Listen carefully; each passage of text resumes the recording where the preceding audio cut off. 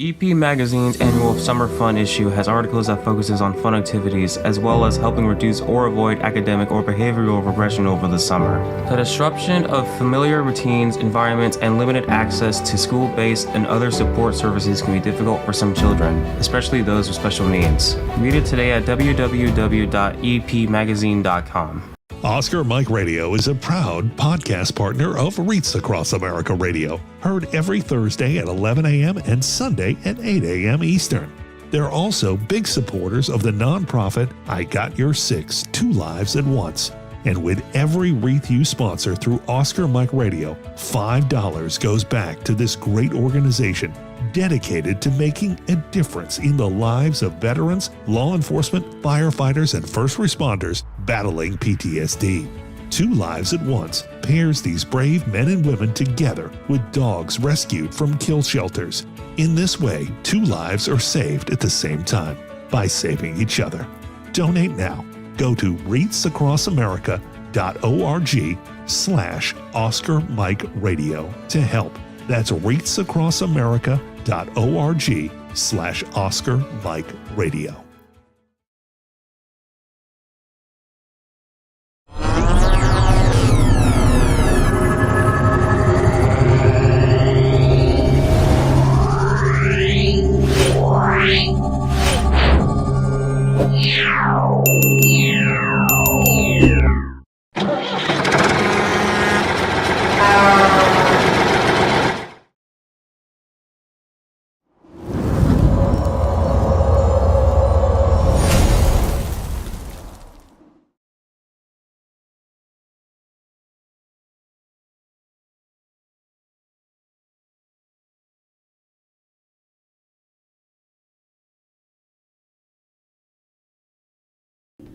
Suicide is preventable, and each of us has a role to play in suicide prevention.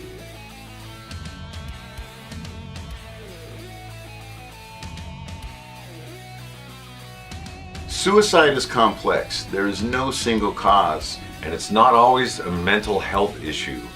It could be loss of a job or home, financial or relationship issues, pain, or leaving the military. Suicide does not discriminate. It affects all ages, races, and genders, veterans or not. If you know a veteran who is struggling, connect with them. Let them know help is available. There is quick and easy access to services in times of crisis. Dial 988, then press 1. Talking about it is okay. Don't keep it inside. Don't be ashamed. Don't wait. Reach out. Find resources at va.gov/reach.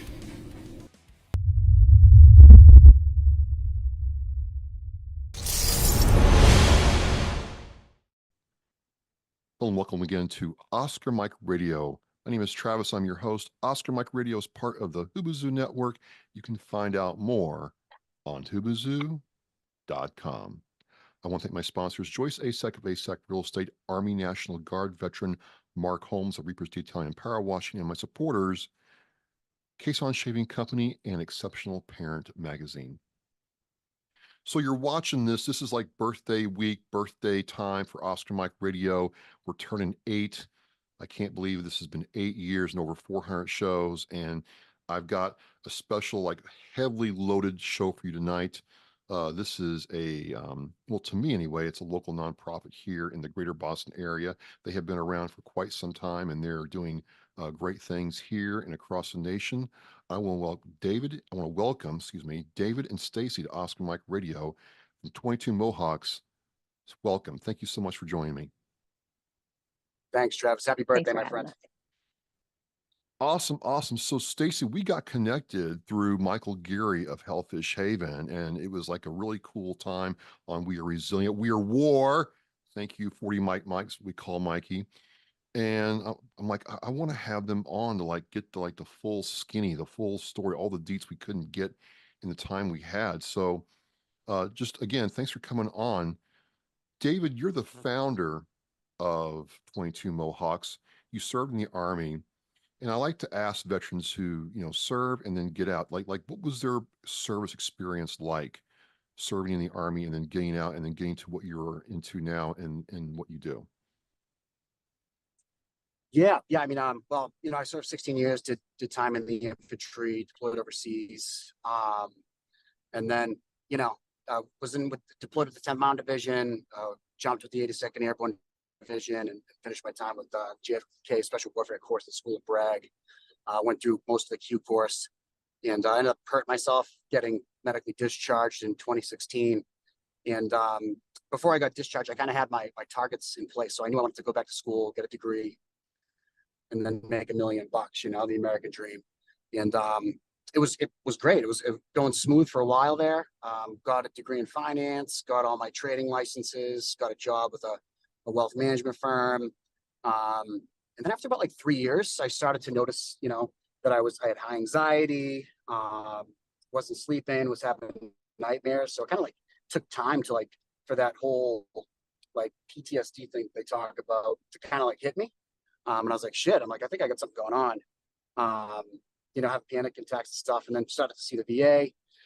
So the transition was kind of interesting. But that kind of made me just overwork myself. Like a lot of people some people drink, some people will take drugs, but I work a lot.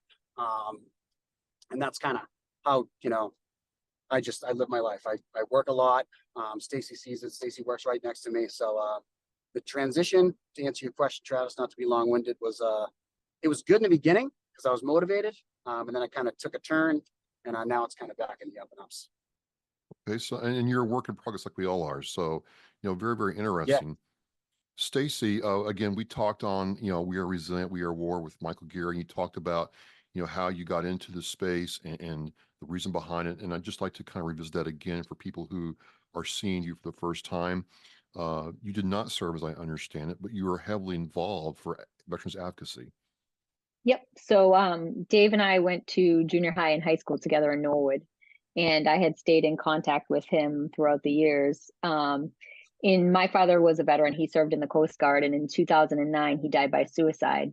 So, that was a part of my life. I really didn't know too many other people that had, anybody that had died by suicide. There was a girl I went to high school with. Her dad actually had died by suicide. And when Dave started posting about, we'd stay connected on social media, but when he started posting about doing 22 Mohawks, and it was like he did an action item, he was like, get a Mohawk and I will donate some money to a larger organization for veteran suicide prevention. And I had short hair at the time, so I was like, all right, I can do that, So obviously I got a Mohawk and joined in on him, and we just kind of started doing different things together. I had always done like event planning and different things like that, so I kind of just fell into this, and we've been rocking and rolling ever since. Everybody always asks me, Stacey and David, why 22 Mohawks? And for me, I'd have to grow one somehow. I don't know how it would look, but I could make it work. But where did the idea of the Mohawk come from? Yes. Are you familiar with the Ice Bucket Challenge, Travis? Oh yeah, dump a bunch of cold water on yourself and raise money for ALS. Yeah, that was I got into That's that. right. Yes. That's right. When I lost my friend John Hatfield to suicide, it kind of hit hard. So I was trying to think of a way to create an action item where people would do something for suicide awareness, right? So, I shaved a Mohawk into my head and was like, yep, if you got a Mohawk for suicide awareness and prevention and post it on social media, I'll donate money to a large organization. So the Mohawk represents like an action item / the veteran. I mean, growing up, if I saw somebody with a Mohawk, I thought they were like a punk rocker, or a criminal, one of the two. So it almost represents a veteran, right? Because when people hear veteran, they're like, oh, this person's he's got PTSD or something, at least like the standard civilian does, right? So like it kind of goes hand in hand with the stigma, the veteran, and then just, the awareness piece. You take this idea of the 22 Mohawks and now grow it into a nonprofit. You stand up a nonprofit, you get it going. And what I remember first was not so much the Mohawks, but you did events. You were really big on that. There was the parachute events, and then the dogs. And it seems like over time you all have, I wouldn't say changed your mission focus. Certainly you have not, but you certainly evolved into more than what you are now. So, how's that happened? Because a lot of nonprofits, can kind of stay stuck in first gear. They can never really get going, or, they have a hard time staying true to their purpose. But your purpose hasn't waned, but you're serving in different areas. And Stacey, I'm just kind of curious, was that intentional or did it just happen organically?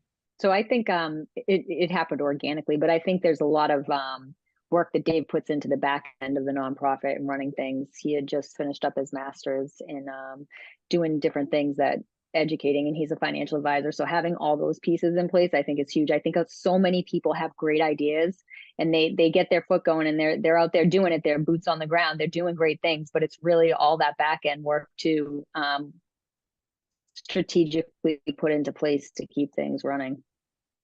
So, David, it's all about preparation first and getting all the logistical assets in place first.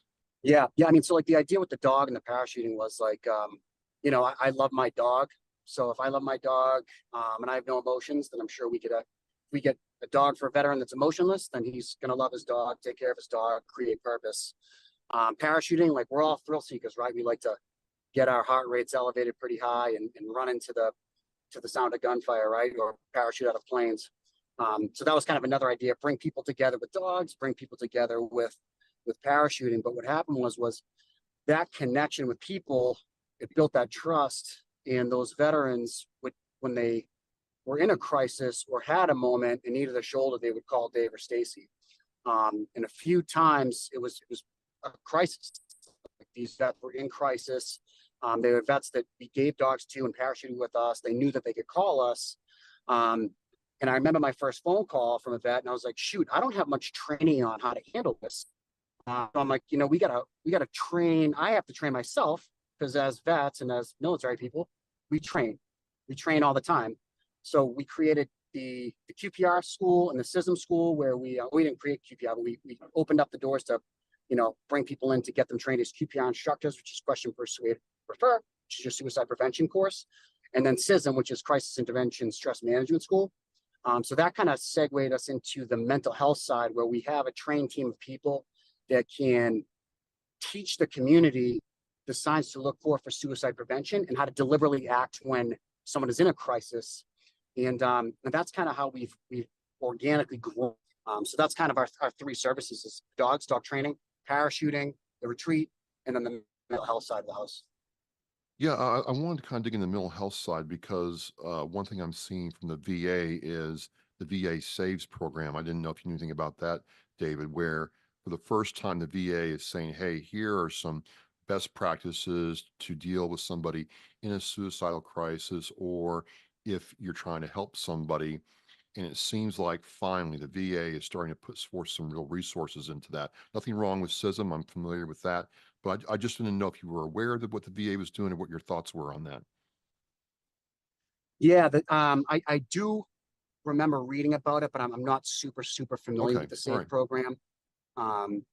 But they do put out a lot of good programs. The problem with the VA is that no one knows about it unless they like dive in, get the newsletter, and actually read deep into it, because they put up so much news all the time, right? Like I get emails all the time from the VA. Right. But I don't dive into it because it's just so much information all the time. So there's no like deliberate, focused program that like the masses can see. You know what I mean? At least from my experience, Travis. Well, no, I think you're kind of right. Like some of the stuff that I'm into, it's very focused. And if I go outside that line, it's like reading an encyclopedia every week of stuff going on in the VA. It's massive. So it can get really frustrating. Like, okay, it's just too long, didn't read. Next thing. Yeah, totally. I agree. So Stacey, you grow up with David, you get pulled into this. You have really personal experiences we discussed with Michael on Hellfish Haven. A lot of civilians ask me, how do I want to help? I feel compelled to help, but I'm not sure how I'm going to be accepted or if I'm going to have anything that veterans value.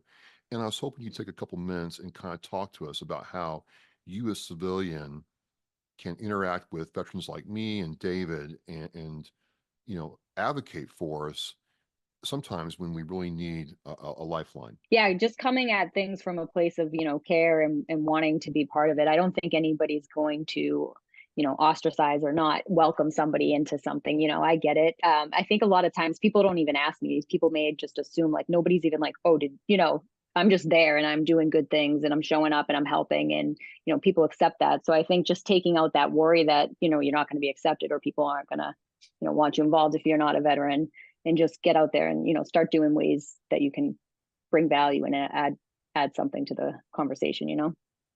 And as you go Yeah, Stacey through, does a great job at like being part of everything. Like Stacey's a hugger. She literally hugs everybody, right? So like everyone comes in, it's like, yep, there's Stacey, the redhead hugger. yeah, David, Michael told me that's that. Michael told me, heck, hey man, if you get to meet Stacey, be prepared to be hugged, and you better hug her back. I'm like, what are you talking about, Mike? She's like, hilarious. she's a hugger, man. I'm like, okay, Right. all right, we can make that work, but thanks for the intel. So he's not lying then, right, David? Yeah, no, he's not lying. He's not lying. Yeah. All right. That's all right. that's kind of where I come into play. I'm like, hi, I'm Stacey, I identify as a hugger. But it's coming from the heart. I really just, when we bring people into 22 Mohawks, it's not like you're a volunteer or you just got a dog from us or you just came to the event. You're part of our family now.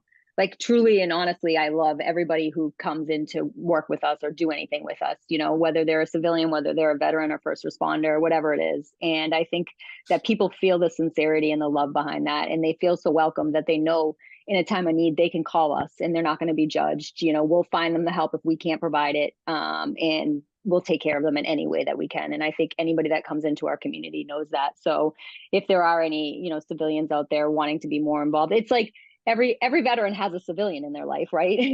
So it's like, and then it's like, can I provide value to those, to their significant others or their family members that their civilian may not understand certain things that they're going through, because even myself, until I got into this position, I didn't understand so much. And just hearing the same stories of, people in relationships, the same type of issues coming up, the same type of problems with maybe a lack of affection or empathy, from the spouse or whatever it may be, but they're not understanding it. So when you can educate people on why things are a certain way, that can add so much value too, It's great you brought up the family unit, because I feel sometimes for a lot of veterans, and they're not able to articulate to their spouses or even children, hey, this is what I'm feeling on Memorial Day when I think about my buddies who are gone. And it's hard for me sometimes to talk about, my experiences with people and have them understand.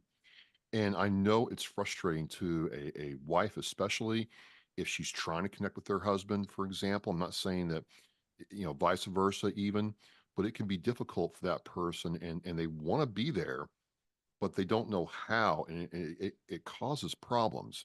So how do you all help spouses get through that if you've ever gone through that before? So we just, we just share real life experiences, right? Yeah. And ways that we can provide, similar situations that have happened. Any input before I was doing this too, I've taken many courses on like emotional intelligence, and I would teach women's groups and different things like that. So just really providing resources or real life tactics that people can put into place that can help with that, recognizing triggers, recognizing that it's not you guys against each other. It's, you guys got to work together. And when somebody can understand why they might not be, or, for instance, we have so many guys that have an issue connecting to their children, and they never talk about it. But then one person shares that story and they're like, that's exactly the way I feel too. So now not only are they hearing it from another person that's going through the same exact thing, they know it's not just them. And this isn't just a them problem.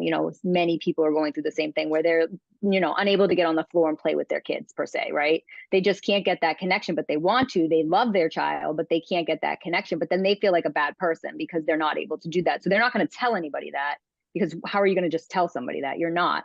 But then to hear somebody else tell that story and feel that connection, like, hey, I'm not alone in that, is very valuable, I think. And then it gives them a better understanding too. So really that education piece is huge. And we have Dr. Kafori too on the staff who does coaching calls with anybody who needs it. So we've had spouses, she'll even talk to the spouses and stuff like that. So we set that up as well.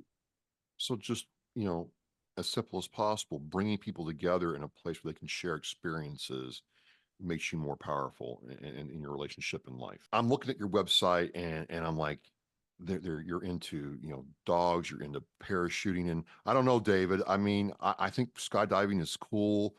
Make no mistake. I watched the, Point Break with, what's his name back in the day in the Marine Corps. Keanu Reeves. Yeah. I'm like, that looks pretty cool. But then, I'm like, why would I jump out of a perfectly good airplane? I mean, that's hard for me to get over mentally. I don't know why, because it looks really cool. But, talk about the skydiving aspect, because that's not really traditional when I think of stuff that vets do together. What's it like being a veteran who's like, this may or may not be a good idea for me. And you're going to put them in an airplane, attach them to somebody, and they jump out of it. I mean, what's going through their minds, man?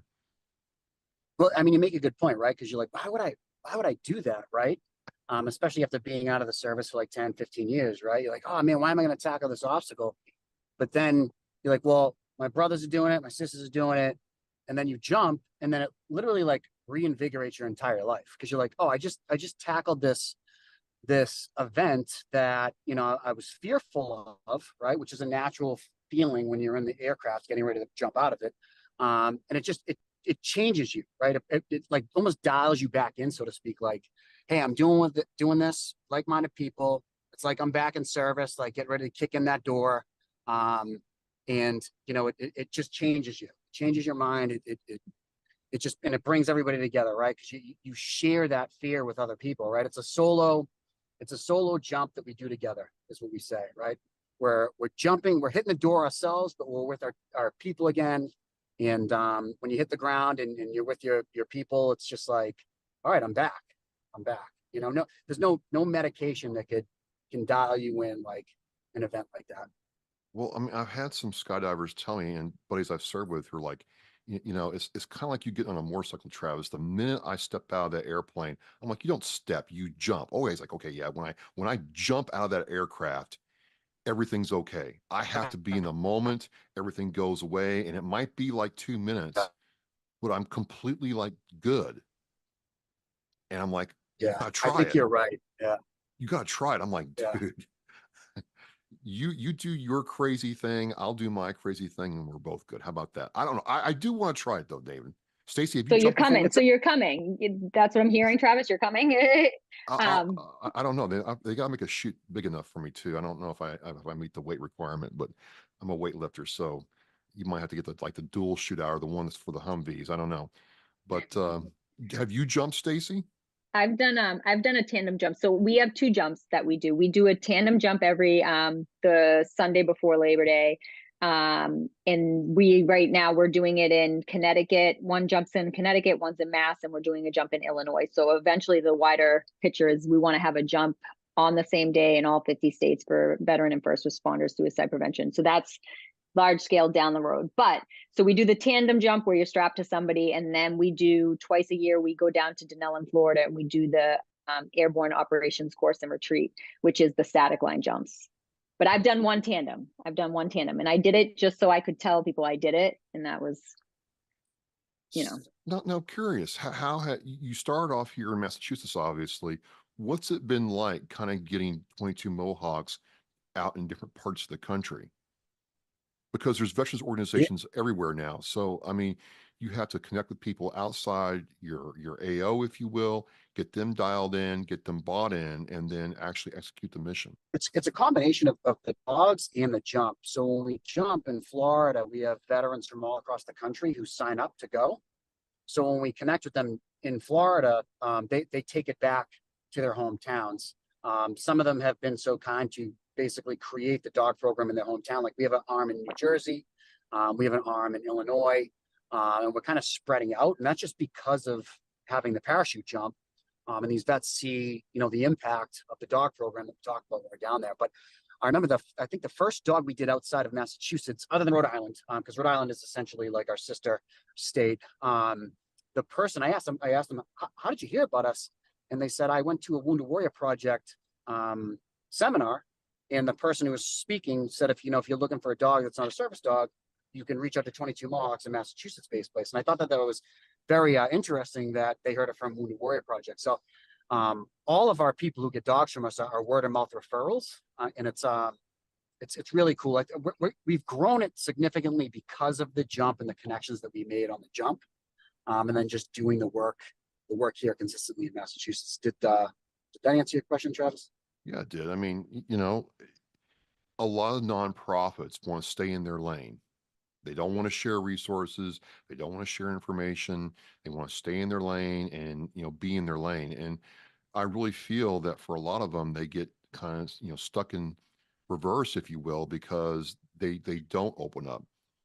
And from what Yeah. I'm hearing from you and what I heard from Stacey is there's this aspect of you're willing to, you know, partner with people like, you know, Michael Geary of Hellfish Haven and bring him into your organization and other people to go further together. And it's a very different mindset, David. I don't hear this a whole lot in what I do. And so it's just, it's so different that I'm just kind of digging into it.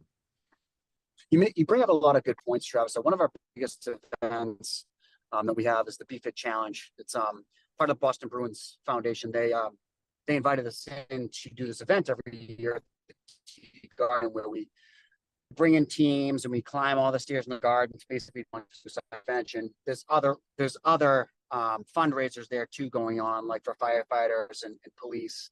But that event sells tables to other organizations to come in and participate in the event. Well, we put up $30,000 every year to pay for local veteran nonprofits to come in and we ask for them to pay 12% towards that.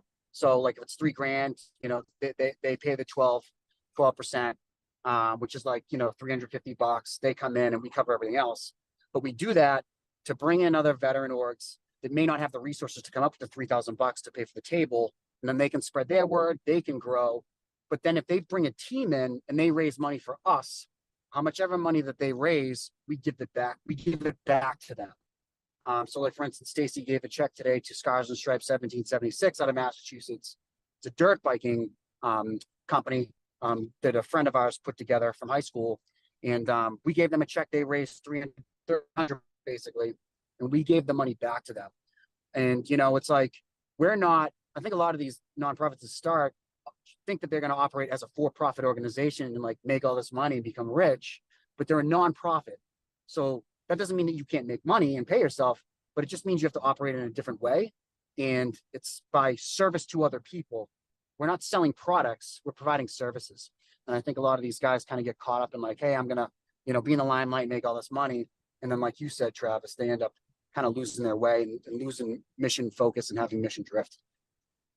You know, you all have a lot of stuff going on. It's really cool to see, you know, again, you know, David and Stacey, you know, Michael, you know, after we talked with you, Stacey, you know, told me about what he had going on and how you all supported him. And it's been really cool to see, you know, Hellfish Haven and you all working together.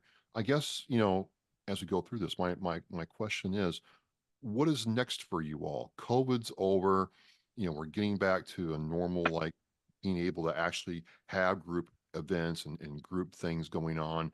There's a lot of veterans doing a lot of amazing stuff. What's next for you all? Well, the big, hairy, audacious goal, like Stacey said, would have on Labor Day weekend in about 5 years, have every state do a parachuting jump for suicide awareness, suicide prevention, one. And then locally, we have to grow our mental health, mental fitness arm, where we, you know, have a team of doctors and a team of QPR certified people to get into the communities and teach suicide prevention, which will entail basically starting with Massachusetts, because that's where our hometown is having the suicide rate be 0 in that state. And if we can master 0 suicides in Massachusetts, we'll take our framework and our mission set and bring it to other states to try to get every state to be on the same page as we are and get the suicides to 0. So that's where we want to go. Stacey, do you have anything you want to add to that? Nope, I think he hit it on the nail. I also just wanted to say what you were saying before with not seeing a lot of other organizations kind of coming together. And, you know, the bigger picture is the mission is suicide prevention, no matter how we do it, right? And we can't do it without bringing everybody in. Like Dave said, the people we just worked with, they're bikers. They do dirt biking. Michael Geary does gaming, right? These people, we need everybody to come together, because you know, with that mindset of like not doing it together, you're not gonna, if you're in here to prevent suicide, you're not gonna be able to do it alone. You know, you've got to bring other resources in. There's plenty to go around for everybody of the dollars or whatever is needed, right? But we need more people coming together truly, you know, so just getting those resources out there is huge. David, my last question to you, I wouldn't say critical, but how good has it been to have that experience serving in the Army and understanding, NCO officer leadership in general, and then being able to apply it to your personal professional life, but also 22 Mohawks? What's that been like for you? It's vital. Honestly, like the things that I've learned in service have taught me resilience, taught me how to be strategic in my thinking, be strategic in my growth execution, and leading teams, any type of team, right? So like I can lead any group of military people, but when you're working with civilian people who have no military leadership, you have to have a lot of patience and a lot of understanding, because some of them just don't understand that style, which is okay. And it's good because we want that diversity inside our organization so we can grow. But without that, I probably wouldn't be where I am right now. So I'm grateful for the experiences that I've had in service.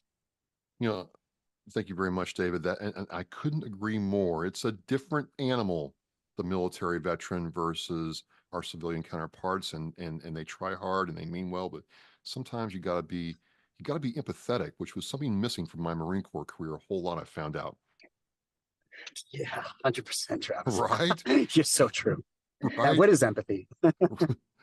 Well, we're not. If it's You guys raining, need a hug. no, I don't Yes. think hugs. I don't think any of my leadership ever gave me a hug, ever. Not even when I got out. Yeah, I didn't get any hugs in the Marine Corps, Stacey. That's what it was. Yeah.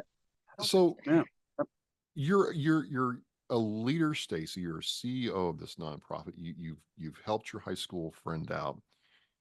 How has this changed your life and fueled your purpose? Oh, I had no idea what I was getting into when I got it. I had no idea. But it's truly my passion. Before, like I said, before I joined Dave and doing this, I ran some women's group on self-worth during COVID. I've done a lot of stuff for children. I love kids, stuff about emotional intelligence, right? So these type of things, like helping people, just doing events, things like that, was something I was really passionate about. But being able to give back and learning so much about the veteran and first responder communities, and being able to bring these people in and have them be like my family now. And the fact that I know we are undoubtedly saving lives, and that's not to be taken lightly. We have people that come to us on a regular basis, and because of what we do, it has saved their life. And there's, Dave says this, there's no amount of money, title, or anything that can compare to that feeling of knowing that you've just given somebody the opportunity to take their life back and live with purpose and continue to give back. And then these people that are finding that value in us are able to give back to their community, to their family, to their kids, whatever it may be. So it's a ripple effect. And I'm just so grateful to be able to be in here and doing this work. Yeah. Speaking of people coming together, how can people connect with 22 Mohawks, with you all, and get involved in the mission, or seek assistance or help if they need it? Everything's on our website. You can go to our website, 22mohawks.com. So 22mohawks.com with an S. And on Facebook, Instagram, LinkedIn, we're all on there. All of our information's at the bottom of the website. You can fill out the forms for applying for a dog is under our Pups for Vets link. All the events are listed on the website. So everything's pretty transparent. And like I said, Dave and I's numbers on the website. People can reach out to us anytime if they need anything. And I'll have the link to your website in the Oscar Mike Radio show post, along with social media links. Again, Michael talks so effusively about how you all, helped him, and he was able to take what he did and augment what you do. And it was a really cool story. It was a very cool time on We Are Resilient, Stacey. And I want to have more of a local flair, local feel for year 8, kicking it off. And I just want to thank you both for coming on and sharing so openly and candidly with me. Thank you, Travis. Thank All right. you. We appreciate being on. Absolutely, ladies and gentlemen. So again, you've got two sides of the same coin. You have the civilian perspective, you have the military veteran perspective about starting a nonprofit, serving veterans where they are, and then taking that message out to other places, even across the nation. I want to thank Michael again for the introduction. David and Stacey, all the best to you. And I'm not saying I'm going to jump Stacey, I will give you a hug, but at least come out and check it out, David. That's my problem. I'll You come out have and to check give out her a the- hug, Travis. Yeah. Yeah, I'll give you a hug and I'll come out and check out the jump. I'm not saying I will jump, but I'll come and check it out at least. How about that? Awesome. We'll take that as a That's warm, great. warm intro. All right. All right. Hey, this is Travis Oscar Mike Radio. We are Mission Flight. Thank you very much. We'll see you next time. Remember on it teaches our mission. We care about it and we do it every day. But I think there are things that just hit you and give you a reason to go on. The theme for our 2024 for Reach Across America is Live with Purpose. It just seemed to fit in with the vows of the REAP, the 10 attributes that we feel represent our United States military. I thought, what a great opportunity to put those two things together and show our kids through how we act some of the things that can make their lives better, their communities better, and by doing that, the country better. For me, Live with Purpose, I think, is a mindset. Set some guidelines and then go out and purposefully make life different, make a change. It's an opportunity to set an example.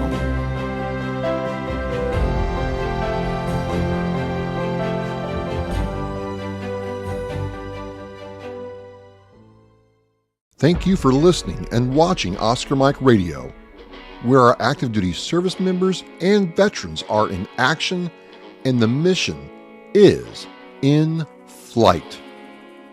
Oscar Mike Radio is an oversized load Co-Sinister One production.